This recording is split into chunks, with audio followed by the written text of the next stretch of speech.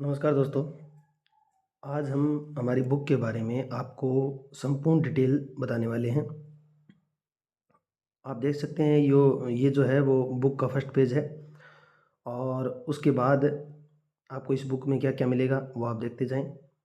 किस तरीके से इस बुक को लिखा गया है, ये सब कुछ मिलेगा। सारी पोएम्स आपको इसके अंदर मिलेगी। पोएम के साथ-साथ जो इसके पोएट हैं उनके बारे में जानकारी मिलेगी, जो एसिस्ट हैं उनके बारे में जानकारी मिलेंगी, मेजर लिटरेरी पीरियड के बारे में जानकारी मिलेगी, लिटरेरी मूवमेंट के बारे में भी आपको इसके अंदर सब कुछ मिलेगा। जैसे हमने क्या किया है, पोएम सबसे पहले विलियम शेक्सपियर की पोएम लगती है, उसके बारे में बात कर लेते हैं। सोनेट 18।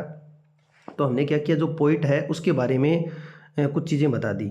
यानी पोएम को पढ़ने से पहले अगर आप पोएट के बारे में एक ओवरव्यू बना लेते हैं, भी हाँ भी इस तरीके का वर्क किया, ये व्यक्ति जो है इसने ऐसा-ऐसा लिखा था, तो जब आप इसकी जो हमारे सिलेबस में लगी हुई पोएम है, तब आप उसे पढ़ेंगे तो आपके ज़्यादा समझ में आएगा। इसकी थीम्स क्या थी, इन्होंने किस तरीके के वर्क लिखे थे, इनका लिखने का स्टाइल कैसा था और सब चीज़ें। उसके बाद हमने पोएम जो है उसकी बेसिक इन्फॉर्मेशन सबसे पहले दी है। बेसिक इन्फॉर्मेशन से आपको पता चल जाएगा वो पोएम कब लिखी गई, उस पोएम के राइटर कौन थे, यानी पोएट कौन थे, और उस पोएम को कहाँ से लिया गया है, वो पोएम पब्लिश कब हुई थी, इस पोएम का संबंध किससे है, किसने इसको पब्लिश किया था। इस पोएम को लिखने के पीछे का जो हिस्टोरिकल बैकग्राउंड है वो भी हमने दिया है, ताकि आपको पता चल सके अभी इस पोएम को लिखने के पीछे का रीज़न क्या था।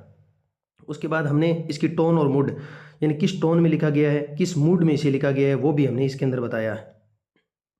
आगे चलते हैं, हम देखते हैं अभी इसकी जो थीम्स हैं, पूर्ण रूप से डिटेल्ड हमने थीम्स बताई, क्यों इसके अंदर ये जो थीम है। अब देखिए इस पोएम में क्या था, सोनेट 18 में immorality through art and poetry है। इसकी मुख्य जो थीम है वो क्या थी, immorality through art and poetry है। तो इसको हमने बता दिया भी क्यों ये इस पोएम में क्यों ये थीम है। आगे हमने देखा transitoriness of nature and human life है, वो भी हमने इसके अंदर पूर्ण रूप से डिटेल्ड रूप से आपको बता दिया। इस तरीके से हमने इसकी जो थीम्स है उसके बारे में बता दिया। अब क्या है, स्टाइल एंड स्ट्रक्चर देख लीजिए। प्रत्येक पोएम में आपको ऐसा ही सब कुछ मिलेगा। इसका स्टाइल क्या था, इस पोएम को लिखने का स्टाइल क्या था, इसकी स्ट्रक्चर क्या थी, पूर्ण रूप से डिटेल हमने बताया। भी ये शेक्सपियरियन सोनेट है, 14 लाइन में लिखी गई थी। 3 इसके अंदर क्वार्टरन होते हैं, एक कपलेट होता है। इसकी राइम स्कीम जो है वो A B C D E F G G है। पूर्ण रूप से मीटर क्या है इसके अंदर, क्यों इसके अंदर जो अगर आइम्बिक पेंटामीटर है तो क्यों इसके अंदर आइम्बिक पेंटामीटर है, प्रत्येक चीज़ इसके अंदर आपको दी गई है। फिर इसकी जो स्ट्रक्चर है स्टेंजा वाइज हमने बता दी। फर्स्ट क्वार्टर में आपको क्या मिलेगा, सेकंड में क्या मिलेगा, इसकी पोएम का जो ओवरव्यू एक तरीके से आपके सामने आ जाता है। अब इस पोएम को पोइट ने क्यों लिखा उसके बारे में भी हमने क्या है 4 से 5 लाइनें इसके अंदर सम्मिलित किया, ताकि आपको समझ में आ जाए कि भी ये जो पोएम है उसको लिखने के पीछे का रीज़न है क्या है। फिर हमने इसका ओवरव्यू लिया है भी, क्रिटिकल ओवरव्यू, जैसे जो अन्य आलोचनात्मक जो टिप्पणियाँ हैं किस तरीके से इसको देखती है इस पोएम को, क्या इसका महत्व है, सिग्निफिकेंस है, सब चीज़ें।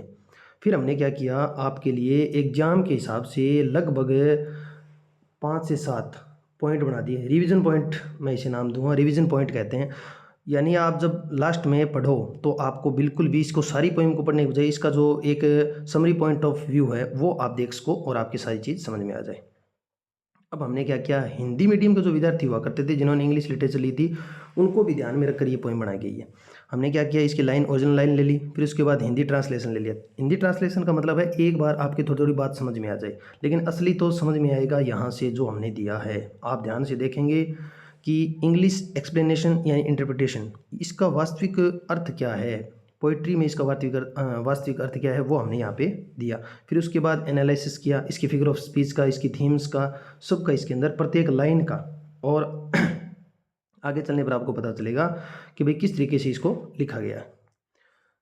बुक को लिखने का साधारण सा उद्देश्य ये है कि इस बुक को पढ़ने के बाद आपको जब रिवीजन करोगे तो कम से कम आप 5 से 7 बार, एक महीने में एक बार आप इस बुक को निकाल दोगे। पोइट्री, प्रोज, लिटरेरी पीरियड और लिटरेरी मोमेंट को एक महीने में आराम से आप एक पेज को 1 से 2 मिनट में पढ़ पाओगे। इस तरीके से इसको लिखा गया। फिर हमने क्या किया है, पूरी की पूरी पोएम का भी हमने क्या किया, इसका जो कह सकते हैं समरी पॉइंट है वो भी हमने बनाए। अब आगे जो है पैराडाइज लोस्ट स्टार्ट हो जाता है। अब पैराडाइज लोस्ट में आप देख सकते हैं जॉन मिल्टन के बारे में हमने थोड़ा बताया।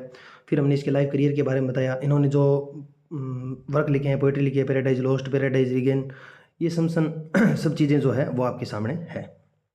इनकी राइटिंग स्टाइल कैसा था वो हमने दिया।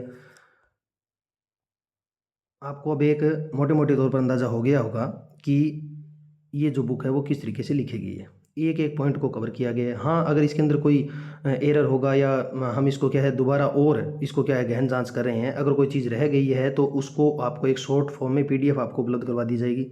इसके साथ साथ आपको ये जो टॉपिक्स हैं इनकी जो क्लासेज है वो हम यूट्यूब पर 1 या 2 दिन में स्टार्ट करने वाले हैं, तो आपको और ज़्यादा समझ में आएगा। इसमें ये जो पोएम है पैराडाइज लॉस्ट आप देख सकते हैं इसमें हमने सारे कैरेक्टर ले लिए, कहाँ से स्टार्ट हुआ, कहाँ से इसका एंड हुआ, कहाँ से इसका फॉल था, कहाँ से इसका राइज था, सब चीज़ें हमने इसके अंदर इंक्लूड की है। तो आप एक बार इस बुक की जो हमने डेमो PDF अपने Telegram channel the test hub के ऊपर डाल रखी है उसको आप अध्ययन करें, फिर आप इस बुक को जांचें परखें। हमने अपने ऐप द टेस्ट हब के ऊपर इसकी जो डेमो PDF है वो और साथ में अन्य कुछ पोइम्स के और कुछ प्रोज के और कुछ लिटरेरी पीरियड और मोमेंट के 1-1 2-2 डेमो दे रखे हैं। आप उन को डाउनलोड करें, उनको ध्यान से देखें। अगर आपको वास्तव में बुक लगे कि भाई ये हमारे लिए है, हमारे लिए लिखी गई है, किसी सामान्य व्यक्ति के लिए लिखी गई है जो सामान्य बेसिक से अभ्यर्थी है उसके लिए, तो आप इसे परचेज ज़रूर करें। परचेज करने के लिए आपको 98 288 92 097 पे आपको क्या करना है, एक मैसेज करना है। जिस दिन आपकी बुक डिस्पैच होगी उसी दिन आपसे इसके पैसे लिए जाएंगे। तब तक आप अपनी बुक को एक मैसेज के ज़रिए बुक कर सकते हैं। थैंक यू, धन्यवाद।